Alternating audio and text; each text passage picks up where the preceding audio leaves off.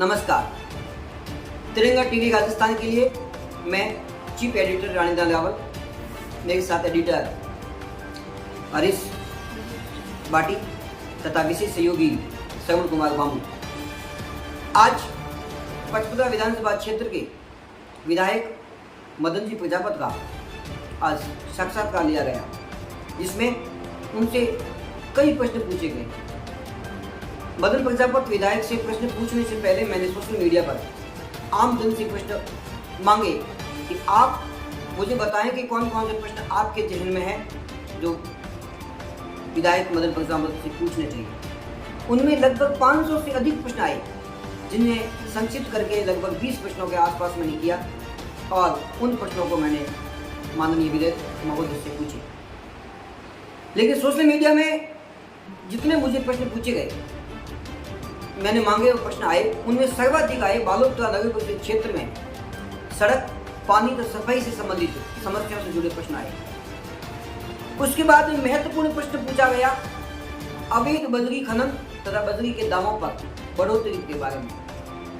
प्रश्न यही पूछा गया कि अवैध बजरी खनन तथा बजरी के दाम, बढ़ते दाम, बीजेपी चाहती है कि रुके, कांग्रेस चाहती है रुके, आरएलपी चाहती है रुके, तो आखिर ऐसी कौन सी समस्या है, कौन सी ताकत है कि वो होने नहीं देती और बढ़ती जा रही? ऐसी कौन सी अलग ताकत है? इस पर भी विधायक महोदय मदन प्रजापत ने बेबाकी से जवाब दिया तथा राशन डीलरों की समस्याएं, तृतीय श्रेणी अध्यापकों के ट्रांसफर, पेपर लीक प्रकरण, बालोतरा की बालिका स्कूल तथा कन्या महाविद्यालय में एनसीसी संकाय नहीं होने संबंधित भी प्रश्न पूछे, जिन पर भी बहुत अच्छी तरह से अपने सदे हुए लहजे में जवाब दिया विधायक मदन प्रजापत ने।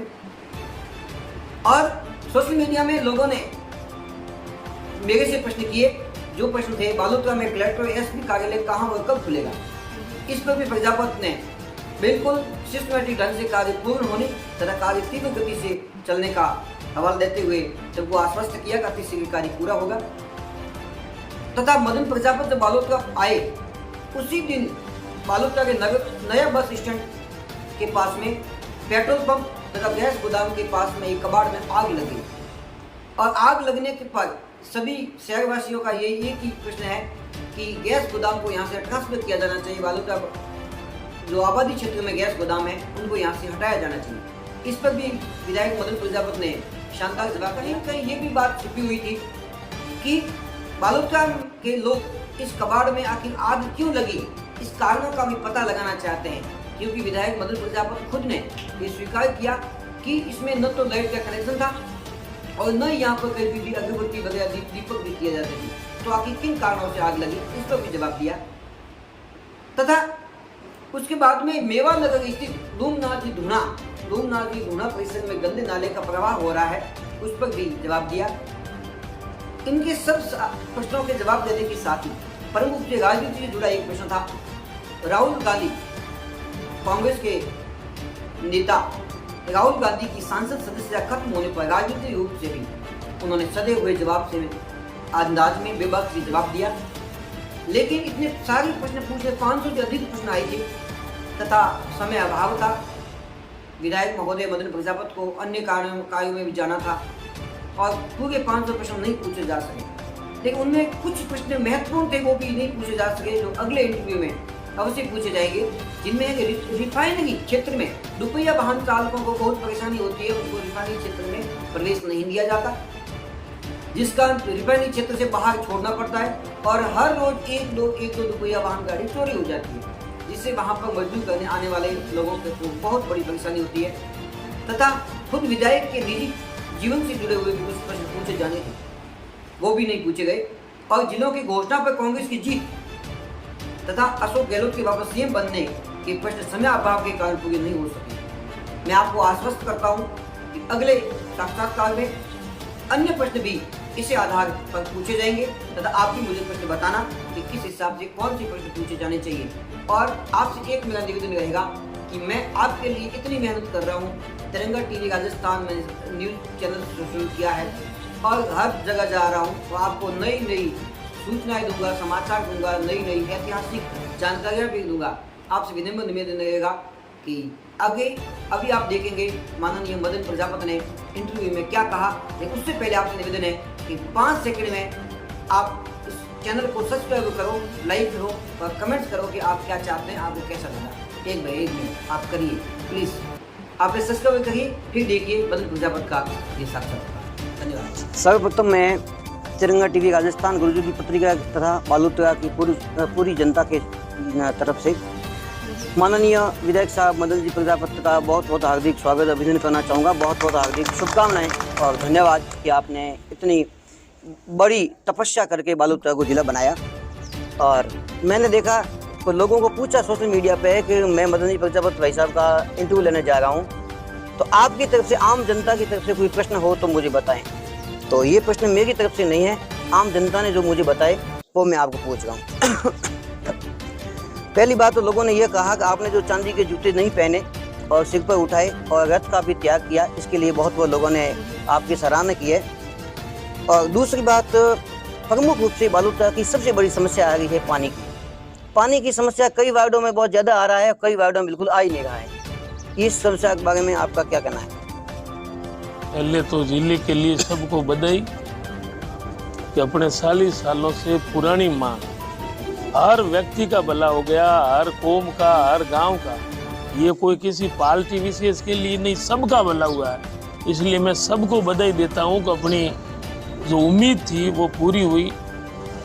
और रही बात पानी की, आप जानते हैं कि पानी बालोतरा में था ही नहीं और दोनों नहरी योजना से जुड़ा, लेकिन प्रमुख इनका परमानेंट हल, जब स्टोरेज नहीं बनेगा तब तक इनका समाधान, अगर एक बार लीक होने से 4 दिन वापस ठीक करने में लगता है तो वो गैप पड़ने के कारण बहुत बड़ी प्रॉब्लम है।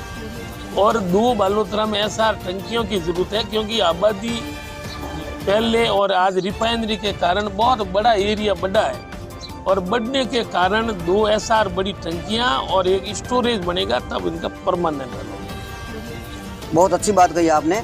और दूसरी बात है, बालोतरा में सड़कों की ये हालत है और नालियों की ये हालत है कि देखने में बिल्कुल, और कल वो कुमाऊं के चौक में तो बिल्कुल हालत ऐसी है, कल सुबह बनाई है, शाम को टूट गई सड़क। और कुछ लोग कहते हैं, बीजेपी के पार्षद कहते हैं कि कांग्रेस के बना नहीं देते, और कांग्रेस से कहते हैं बीजेपी का बोर्ड है वो नहीं बना देते हैं। इसके बारे में लोगों ने काफ़ी सवाल किए हैं, तो आपका क्या कहना है? ये मेरा कार्य क्षेत्र नहीं है। आप देख सकते हैं कि पहली बार मुख्यमंत्री जी ने नगर परिषद को सड़कें दी है और आप बालोतरा के चारों तरफ देख सकते हैं, Mongra road, Samdari road, Siwana road, Khed road, Pachpadra road, तमाम जो रोड हैं ये हमने पीडब्ल्यूडी के मार्फत बनाई है, न कि ये जो सामने सड़क बन रही है, इंडस्ट्री एरिया जुड़ा है, वो भी पीडब्ल्यूडी ने बनाई। नगर पालिका क्षेत्र में नगर पालिका ने नहीं बनाई। अब मेरा कार्य क्षेत्र तो है नहीं, हम रिकमेंडेशन कर सकते हैं, बोल सकते हैं, लेकिन चेयरमैन अनुभव नहीं होने के कारण ये लोगों को परेशानी है। सही बात है। दूसरी बात प्रमुख रूप से यह है कि आपने काफ़ी कॉलेज खुलवाए, केवल कलेक्टर और एसपी के अलावा बाकी सब आपने अच्छी मेहनत की है, लोगों ने बहुत इसके लिए आपको धन्यवाद दिया है। लेकिन एक प्रमुख एक बालोतरा में इस गर्ल्स कॉलेज और गर्ल्स स्कूल में एनसीसी की सुविधा नहीं है, इसके बारे में आपने कभी मांग उठाई? आप जानते हैं कि पहले दोनों पीजी नहीं थे, तो हमने पहले दोनों कॉलेज पीजी करवाए, दोनों में साइंस करवाई और एक साथ में पहली बार इतने बड़े संख्या में सब्जेक्ट खुले हैं और उनके साथ में एनसीसी की भी हमने कई बार डिमांड की है। तो सब काम एक साथ में नहीं होता है, हमें उम्मीद है जल्दी हो जाए। और दूसरी बात, एक सरकारी कर्मचारियों क्या ट्रांसफर बिना उनको पूछे यूँ हो गए, और कुछ ऐसे सरकारी कर्मचारी है जो हार्ट के पेशेंट है, बड़े कमज़ोर है, वो नहीं जा सकते, और 4 सालों से थर्ड ग्रेड जब है उनके ट्रांसफ़र नहीं हुए हैं, इसके बारे में आप? थर्ड ग्रेड ट्रांसफ़र 12 सालों से नहीं हुए, 4 साल नहीं 12 साल हो गए कि इनकी संख्या बड़ी है। और हमें डर है कि अगर पाबंदी हटा दी तो जैसे बड़े अध्यापक को बाहर वाले चले गए और थर्ड ग्रेड यहाँ से अगर पाबंदी हट गई तो पूरी स्कूलें बाड़मेर की और अपने बालोतरा क्षेत्र की खाली हो जाएगी। हमें बड़ी चिंता है। हम चाहते हैं कि स्थानीय लोग, कुछ लोग जो बाहर है या बीमार है, उनको तुरंत समाधान। और राशन डीलरों को पेमेंट आता नहीं है, उनका जो मानदेय टाइम पे मिलता नहीं है, और फिर लोग कहते हैं राशन डीलर घोटाला करते हैं, फर्जीवाड़ा करते हैं। तो उनके लिए, और जो उनको सरकार ने पहले आंगन जो किट दिए थे, भाई किट वितरण करेंगे ये राशन डीलर, उन पर उनका मानदेय बनेगा, वो भी किट बाद में राशन डीलरों ने देकर आंगनबाड़ी को दे दिया, जिससे भी राशन डीलरों में काफ़ी रोष है। वो ऐसा है तो उनको बोलो आए, हम साथ जाएंगे, उनका समाधान करेंगे। मेरे पास में तो अभी तक कोई ऐसा नहीं आया है। ये ज़रूर है कि उनका मानदेय फिक्स किया जाए, उनके लिए हमने एक बार लिखा। और बजरी वाला मामला कांग्रेस भी चाहती है, कांग्रेस आप भी चाहते हो, सब नेता चाहते हैं, बीजेपी वाले चाहते हैं, आरएलपी वाले भी चाहते हैं, तो आखिर घोड़ा कौन बीच में डाल गया? एक बार ये बजरी के दाम बढ़े, टाइम पे नहीं मिले, बजरी माफियाओं का मामला आखिर अटका हुआ कहाँ है? आप जानते हैं हमने वार्ता की और 400 की जगह 300 रुपये ट्रैक्टर के हमने करवाए कि कम से कम छोटे लोग हैं, गाँवों में ट्रैक्टर से ज़्यादा यूज़ करते हैं। और विशेषकर अपना जो एरिया है सिणदरी से लगाकर समदड़ी तक जो नज़दीक के सैकड़ों गांव है वो ट्रैक्टर का यूज़ करते हैं। हमने बड़ी कोशिश करके 300 रुपये करवाए। अब इसमें नियम कायदे अलग है, क्योंकि एक तो लोग समझते हैं कि रॉयल्टी का ठेका है, रॉयल्टी का ठेका नहीं है, लीज धारक है, वो मालिक है। और जब तक ये नियम नहीं बदलेगा तब तक समाधान नहीं। और प्रमुख एक मेवा नगर से कोई इसने प्रश्न पूछा, लूमनाथ या धूना मंदिर पर इसमें गंदा नाला बहता है, उसके निराकरण हेतु आपने कोई? ये दोनों ट्रस्टों में या दोनों समाजों का मामला है। इस संबंध में जिला कलेक्टर से बात हुई है, दोनों समाजों से बात हुई है कि भाई बैठ के इनका 7-8 बीघा जो है बहुत पुराना सदियों से लूमनाथ जी का धोना आज का नहीं है, इनकी जायज़ मांग है। और रही बात पानी की, तो आज तो सीवरेज नाले कई टेक्निकल आधुनिक कई कारण है, पानी अभी जा रहा है। तो हमने कहा भाई आपका पानी का समाधान हो जाए, और बाकी मेघवाल समाज का लूमनाथ जी का धोना है, इनकी जायज़ मांग है, इनको समाधान करा। उम्मीद है कि इनके जल्दी समाधान।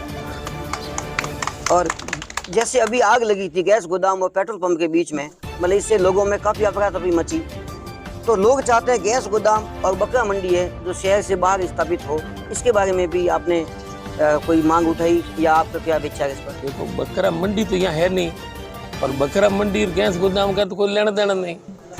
दुकान कब चलती है? जब लोग यूज़ करते हैं। अब यूज़ ही क्यों करें? तो ना तो बकरा की जरूरत पड़ेगी, ना दुकान को काटने की जरूरत पड़ेगी, लोग तो यूज़ क्यों करते हैं। और रही बात गैस गोदाम, तो हम महीने भर में बाहर करवा रहे हैं। और मैं इस बाबत में प्रशासन को धन्यवाद देता हूँ, इन्होंने, और एक भगवान की मेहरबानी थी, बाकी आधा बालोतरा खत्म हो जाता। इधर बड़ा गैस गोदाम, पेट्रोल पंप, सामने मार्केट, जाट समाज, विष्णु हॉस्पिटल, भगवान की मेहरबानी थी। मेरे को तो घर आने के बाद में 12 बजे मालूम पड़ा कि आग लगी, क्योंकि वो आप जानते हैं उस दिन भारी जुलूस था।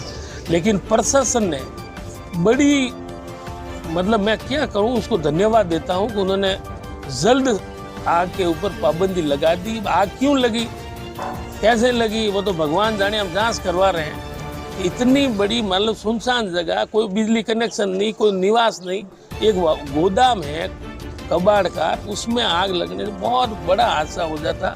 भगवान का शुक्र है कि वो अपना बच गया। ये तो सवाल थे बालोतरा से की समस्याओं से जुड़े। दो प्रश्न है जो बालोतरा जिला बनने के बाद में प्रश्न आम आदमी के मन में आ रहा है कि गीड़ा और बाईतू बालोतरा में शामिल होंगे या नहीं? वो सरकार का काम है, गीड़ा तो बालोतरा का ही है। अब बाईतू का आधा भाग जो आगे वाले सारे हैं बाटाड़ू क्षेत्र के, वो हमारे बाड़मेर नजदीक पड़ता है। जो लोग मन से राजी होकर कहेंगे वैसा फैसला। एसपी और कलेक्टर कार्यालय बालोतरा में कब और कहां खुलेंगे, कहां पर स्थापित होंगे? जेगला साइड में होंगे या उधर हाउसिंग बोर्ड में होंगे? ये अभी तो घोषणा हुए 2 दिन हुआ है ना, ऑफिस खुलेगा वो तो हम तो चाहेंगे जल्दी खुले। पूरा बालोतरा विकास नहीं, पूरा हर गांव, चाहे गीड़ा क्षेत्र हो, चाहे दूधवा क्षेत्र हो, चाहे सिवाना हो, सबका भला हो गया। 200 किलोमीटर की दूरी आज जाना पड़ता था, आने वाली पीढ़ियों का भला हो गया कि आज नज़दीक होगा, बजट ज़्यादा आएगा, विकास आएगा। और अभी तो 2 दिन हुए हैं, गजट नोटिफिकेशन होगा, कौन कौन सा एरिया रहेगा, बाद की बात है। अब तो बिल्डिंग है सरकारी या प्राइवेट खूब पड़ी है, कहीं भी बैठ जाएंगे। 2 प्रश्न राजनीति से जुड़े आपसे पूछूं, उसके बाद में आपका भी समय बहुत कीमती है, आपको भी आगे जाना है। पहला है राहुल गांधी वाला मामला चल रहा है, उनकी सदस्यता निरस्त कर दी गई, जबकि अटल बिहारी वाजपेयी ने कहा था कि विरोध और विरोधियों को गद्दार समझना लोकतंत्र की सबसे कमजोर कड़ी है। तो इसके बारे में आप क्या कहेंगे? सदस्यता खत्म की गई, ऐसे तो नेता राजनेता सत्येंद्र वो बोलते रहते हैं, उन्होंने ऐसा क्या कह दिया या उनका गलत है, इसके बारे में आप क्या कमेंट रहेगा? राहुल गांधी जी ने भाषण यही दिया कि जो घोटाले किए हैं उनके ज्यादातर नाम मोदी क्यों हैं, यही तो बात की है। और 1000 MP MLA है जिनके ऊपर क्राइम, अपराध, मर्डर, घोटाले, बड़े बड़े मुकदमे हैं, वो तो संसद में बैठे हैं। चोरी करने वाला संसद में बैठे हैं और चोरी जो कर रहे हैं उनको उजागर करने वाले को 1 महीने की मोहलत दी थी कि हाई कोर्ट जाए, सुप्रीम कोर्ट जाए, और फैसला ही कर दिया। और 30 घंटे ही नहीं लगे, 30 दिन तो छोड़ो, हाथों हाथ हटा दिया। तो ये तो लोकतंत्र नाम की चीज नहीं रही, लोकतंत्र का गला घोटा जा रहा है। एक जमाना वो था जब इंदिरा गांधी जी ने विपक्ष के नेता अटल बिहारी को पाकिस्तान भेजा था देश की तरफ से मुकर करके, और आज ये लोग हैं। अटल बिहारी जी हार गए थे, सीट खाली करवा के अंदर लिया कि विपक्ष के बिना लोकतंत्र मजबूत नहीं रह सकता है। तो 2 ग्रुप आमने सामने तो दुनिया में होते हैं, अब इस प्रकार के हटाना, MP से हटा दिया, तो कोई रोड के ऊपर बोलने से तो मना नहीं कर सकते। CBI, ED, इस तरह के आवाज को दबाना, लोकतंत्र में आम गरीब है, साधारण आदमी है, सबको अपनी बात रखने का अधिकार है। गला घोटना ये तो मुझे तो लगता है ये अगर ये तानाशाही और हिटलरशाही तो ये कह देगा भाई आजीवन मैं ही रहूंगा, ऐसा कानून बना देगा। एक राजनीति से जुड़ा अंतिम प्रश्न आपसे करूंगा। राजनीति में आपके सबसे ज्यादा विरोधी और सबसे अच्छा आदर्श कौन है? मेरे तो कोई विरोधी नहीं, सबको बधाई देता हूं मैं तो। पक्ष विपक्ष ये जिला कोई कांग्रेस का थोड़ी बना है, सबका भला हुआ है, सबको बधाई। ना कई लोग पूछते हैं कि आपके ऊपर तंज कसे, बुराया की, मजाक उड़ाई, मैंने तो उस समय भी नहीं सुना, न मुझे याद है। मेरे किसी के प्रति कोई नाराजगी नहीं, सबको बधाई। आओ मिलकर बालोतरा को आगे बढ़ाया। बहुत अच्छी बात कही। अंतिम प्रश्न, एक प्रश्न पूछना, आपने अमूल्य समय दिया है, एक प्रश्न पूछना चाहूंगा। ये बेरोजगारों की बहुत बड़ी समस्या, बार बार पेपर लीक हो जाते हैं और पेपर आउट करने वालों को छोड़ दिया जाता है। 80% पेपर आउट हुए थे, सवाल आउट है, उनको छोड़ दिया जाता है। इससे बहुत बड़ा आघात पहुंचता है। इसके बारे में आपकी व्यवहारिक और सामाजिक तौर पे क्या विचार रहेंगे? देखो, पहले कानून इतना कड़क नहीं था, अब इतना सख्त कानून बना है कि आने वाली परीक्षाओं में उम्मीद करते हैं कि नकल और पेपर ओपन करना तो बड़ी बात है, परीक्षा में गलत आदमी बैठने की हिम्मत नहीं करेगा, उसकी प्रॉपर्टियां, उसको कड़ी सजा। आप जानते हैं पहले नियम नॉर्मल था, अभी नियम में इतना जबरदस्त टाइट किया है कि आने वाले में लोग डरे और युवा बेरोजगारों का भला हो। बहुत बहुत धन्यवाद माननीय विधायक साहब मदन जी प्रजापत, आपने गुजराती पत्रिका तथा तिरंगा TV राजस्थान के लिए इंटरव्यू दिया। बहुत बहुत धन्यवाद, हार्दिक आभार।